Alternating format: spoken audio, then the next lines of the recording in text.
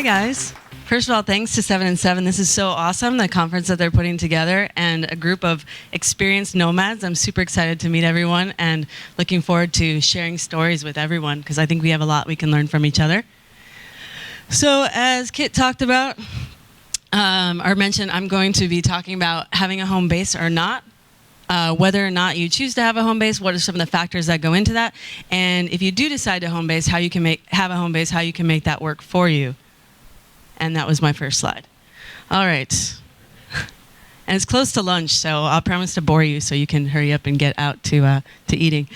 So years ago, we were sitting there in our cubicles, staring at fake 4 walls, and preparing those TPS reports for our angry boss. Dreaming of being this person, right? Sitting on the beach, toes in the sand, light tropical wind, sipping pina coladas, of course, downloading wealth to our laptops, of course. And then one day we did it. We broke free. We all broke free from the shackles of our cubicles. And we created our own online businesses. We became free, full-time freelancers.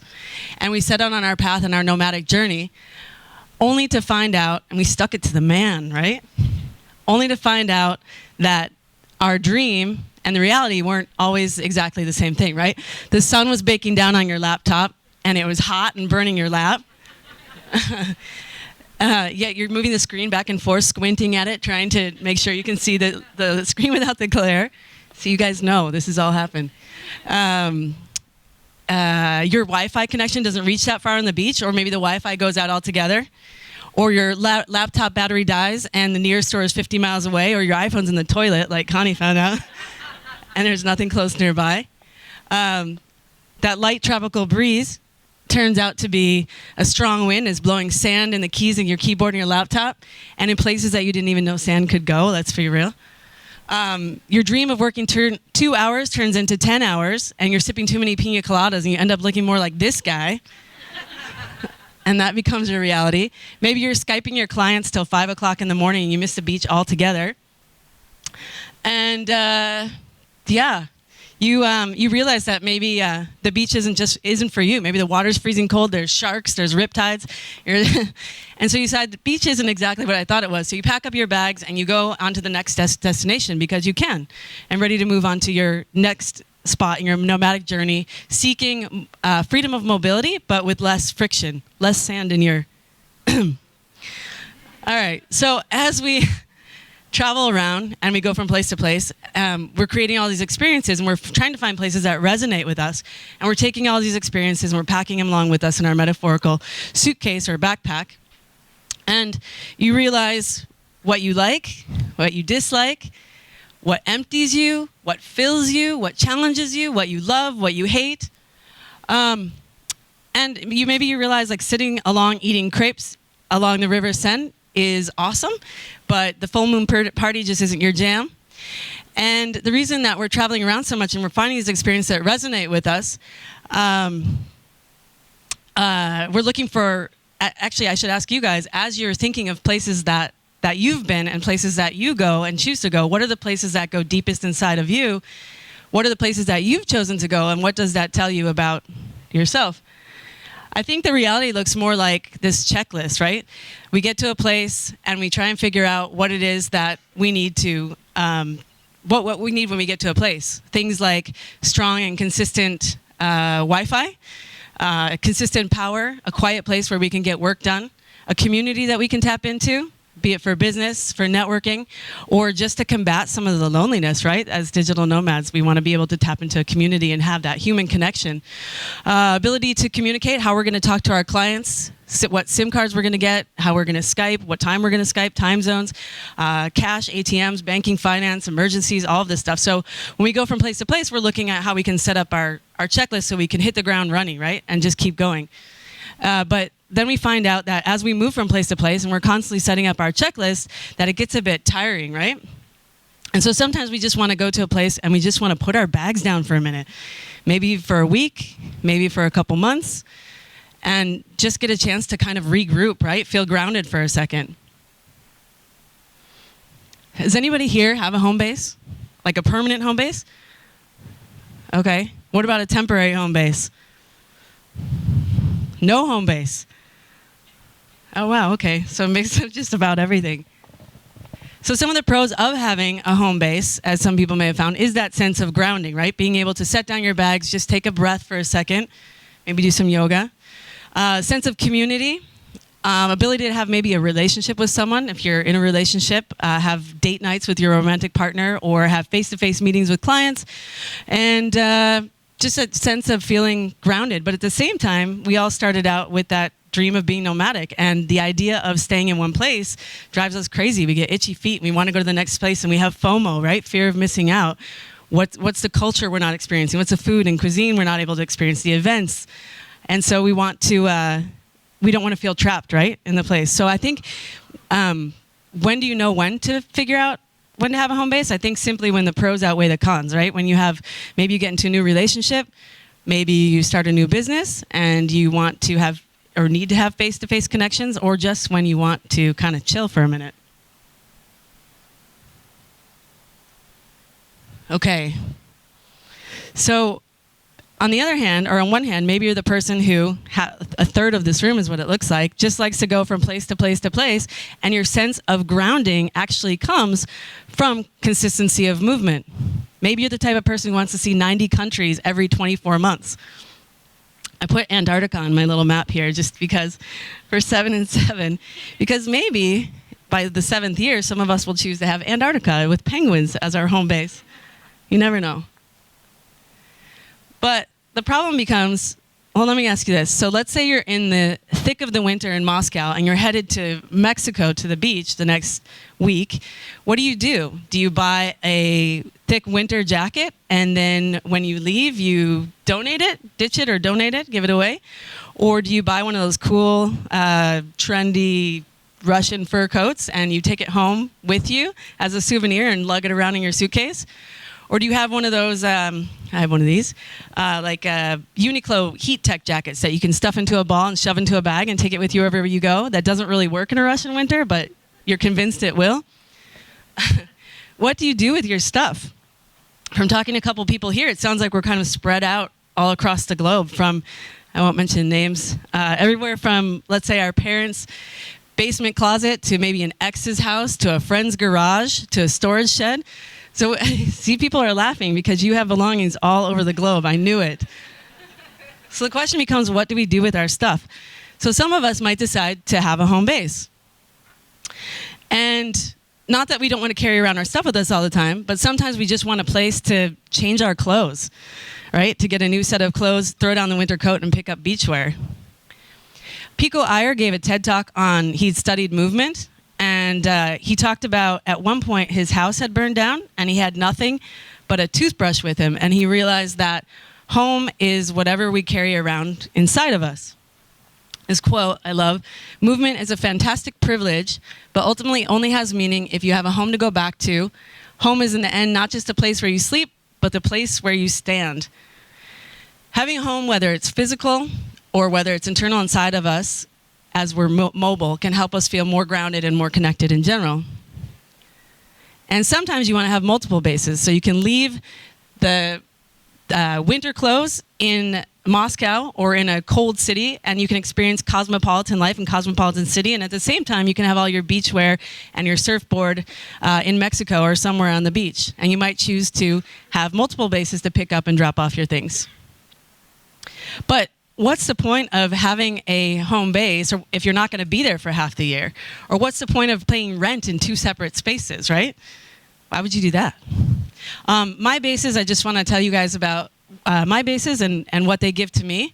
So I have a base in Seattle, Washington on the West Coast, and there I have a houseboat on the water, and so I go out in the mornings and I have coffee and there's geese floating by me, and I love being able to feel connected and being able to be on the water, and I can be kayaking and surfing and snowboarding and have meetings with clients all on the same day, which to me is a perfect day. I have a relationship there, so I have date nights. And I have friends who I consider family, and I have rental units in Seattle. And then in New York, as you mentioned, I have a bases in New York. I just set up a co-live workspace in New York, but before that, and still have sublets in Brooklyn and formerly in Queens. And I love the big city. Like I just love when I seek creative energy, when I'm done with the geese and they're not talking to me anymore.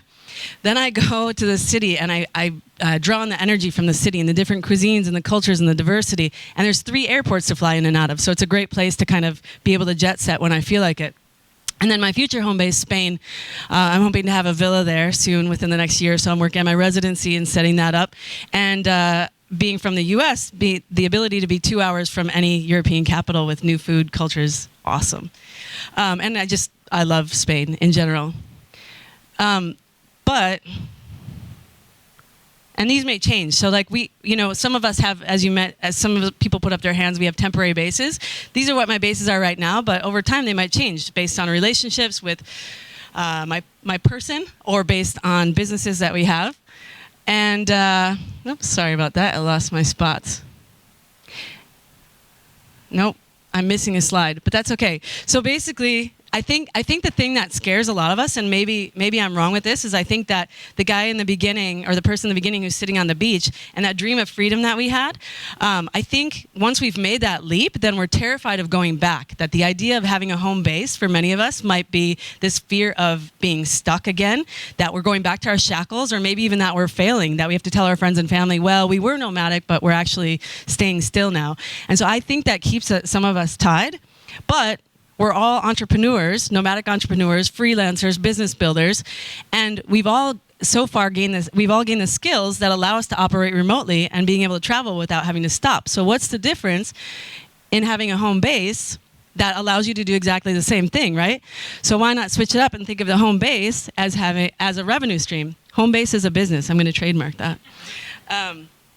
So it allows us to still be able to continue movement, but be able to benefit from it. So I'm going to switch things up quite a bit here and go into making a plan for how you can turn your home base or a home base into a business or a rental or just even using it as a storage unit.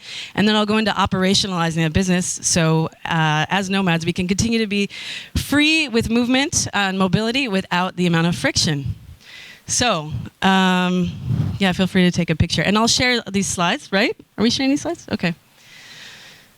So the first thing is to find a market that, and I'm going to focus on, I think the lowest barrier to entry for all of us is probably sublets and rentals and also Airbnb. So I have property management as well as Airbnb as well as owning and renting, but I think the lowest barrier to entry if you were to start tomorrow is to find a place that you'd rent that you can sublet. So I'm going to focus on that and Airbnb and focus on primarily US market. So I hope that's okay. But a lot of what I'm going to talk about will apply to you or various markets. So the first thing is to find a market. One of the simplest things that you could do is just do a search for what are the top most visited markets worldwide. Bangkok actually came up as number 1. It's pretty awesome. Yeah. But of course, it has to be a market in which you want to have a home base as well. So you can do a quick search for most visited cities, for example. And I'm missing another slide, but or slides are a little bit out of order, I guess. But okay, that's all right. I can wing this. I can do this. But the other thing you want to find is the market demand, which is on a slide that's coming, and figure out how what the demand is for that market. So we'll talk about that in a second. But one of the most important things is finding. Wait. You're not supposed to see that guy yet. Oh, okay, got you. Okay, next slide. One of the most important things is the legislation. Actually, night before last, I woke up to an email from Airbnb talking about how laws in New York had changed and not allowing certain types of rentals. So it's really important to know the laws and legislation, not just what's happening. Airbnb will, has everybody used Airbnb? I'm assuming yes, mostly. Okay. So as you go to post a listing on Airbnb, they'll tell you what the laws are locally. So they'll keep you up to date on what's happening in the local market, and so you can be aware of it. But and there's ways around things, but it's still good to know exactly what's happening. Are there hotel lobbyists? Airbnb competes a lot with the hotel industry, so you want to know who are the big players in the industry. Are there lobbyists that are putting a lot of money towards shutting Airbnb down, and what's the status of some of these bills? How quickly can hotel industry, again, how quickly can they react to, let's say, an example in the Las Vegas Strip, off Strip, they're finding that Airbnbs are doing really well because of the short-term rental market. Well, can the hotels actually adjust and create more long-term stay suite-like locations and drop their prices on the strip to compete with Airbnb and run you out of business. So you want to make sure that you know exactly how quickly the hotel industry can react, and then also how quickly can you react to things like laws, like when New York emails you 2 nights ago and says you can no longer have X type of rentals. Like you can no longer have a 30-day or 2-day, 3-day rental. You have to do 30 days. Well, what's the impact on your business if you have to do 30-day rentals versus short-term, less than 30-day rentals, and your bottom line and your cleaning crews and your maintenance and your general operations? So how quickly can you react? So it's really good to know the laws. All right, coming to this guy. I don't know him personally, but he's pretty ugly. This is the best slumlord that I could find. So I think another question people have is how do you negotiate with your landlord? The number one thing that landlords care about, right, is paying your rent on time and in full every month, and building that trusting relationship. Building a trusting relationship with your landlord is really important. They care about liability. They care about things not going wrong, right? They care about their house not going on fire. And so they just want to make sure that they're not liable for any damage, and they want to make sure that they're getting paid and that everything's clean and everything's running smoothly. They also care about frequency of traffic, of guests coming, and mainly that's because the neighbors complain, right? So they don't want neighbor complaints. They want to make sure that you're following the laws. There's certain levers that you can pull with landlords. In New York, one of the things that I do is I have a cleaning service come regularly, and they clean all the common areas. So that keeps all the tenants happy. It keeps the landlord happy. I also pay the cable bill for my neighbor, and he's happy. So there's certain levers that you can pull. I recommend that you try and do a trial and error with a landlord. If you haven't, if you don't have a relationship before, start building the relationship of trust and paying your bills on time every month to establish that. You can also offer to give the landlord a kickback. Maybe they know you're making money off Airbnb. Maybe offer to give them like a 10% kickback. In Seattle, I do own my houseboat, but I do pay mortgage at a marina, and the same thing would apply to condo association or fees, where they might have something else in the lease that doesn't allow sublets. So in the case in Seattle, I have the minimum stay is like 3 to 6 months. So it really depends on association and their laws, or what you can negotiate with your landlord. There's always a way, but as long as you're following the rules and not creating friction with the landlord or the association, pretty much anything is possible. Okay. All right. Yeah. So I actually updated this too. It should be 80% occupancy rate, but basically, as you're preparing to rent out a property, this is just an example, and I'll give everybody the sheet with the right numbers on it. It's just a quick calculation too. Setting up, in this example is a 4-bedroom house that you're renting out. And on the left-hand side is a low estimate, where you're renting out 3 rooms and saving the 4th one for yourself. You want to look at things like, obviously, what's the rent or mortgage? What's the occupancy rate? A safe occupancy rate for the area, because you probably won't be full time. Nightly rental rates, cleaning, restock fees, utilities, etc., and a hotel tax. So some of the markets, they're going to be implementing a hotel tax, where some of the markets where Airbnb is in high legislation right now. So you want to make sure that you calculate that in and see if it's even worth doing it. But so on the left, you can see that you're making a little bit of income in the end, and everything is managed for you. That's the beauty of it. Everything's already managed, but yet you're able to make a little income on top. And it's not a significant amount of income, but you either are spread across the globe or you're paying for storage space. And in this scenario, you're actually getting paid to live in a location. On the high side, on the other side, where you're renting out all 4 rooms, or at least 90% of the time, let's say, you're making a little bit more income, but you're also able to go on Airbnb and treat yourself like a guest, like you would any other guest, and block off the dates that you want to be there and include yourself as a guest. So when you show up, beds are made, Wi-Fi is good to go, everything's clean, and you just rent yourself a room when you feel like it. So if you feel like you're having a home base for a week or having a home base for a month or longer, you can look at what that might bring in. And maybe the revenue here is enough to keep you going, keep you traveling, a little side income. Or maybe you want to do this in a few locations, and you can start to look at build a nice side income or into a full-time business. All right, so I'll share this. All right, so when you're putting out your listing, posting your listing, you always also want to look at things like seasonality. What are the high seasons, low seasons, summers, New Year's Eve, full moon parties? Okay. So what's happening in the area, events, conferences, and what's going on, and also that helps determine demand and pricing. You can play around with pricing as it relates to demand. Airbnb has something called smart pricing. I would not recommend using it because their algorithm sucks. It's not good right now. I had a mini studio that they were listing as a shared room, 1 bedroom, and therefore artificially dropping the price. But you can artificially drop the price in order to push your listing. If your listing isn't showing, then you can play around with pricing. Sometimes I'll drop the price to have my listing be boosted, and then make sure I get good reviews, and then you can go back to setting the price and playing with that. But yeah, don't follow Airbnb. Do your thing. I'm going back. Okay. So this is a slide, about market demand. One thing you can do to determine demand in a local market is just like you would do a normal search on Airbnb and pull up, you can search for entire home, private room, shared room, and look at what other people are offering, look at the prices, look at what's happening in the area. I think it's hard to see, but this slide says only 3% of listings are left for those dates. So you can get a feel for what's happening with demand.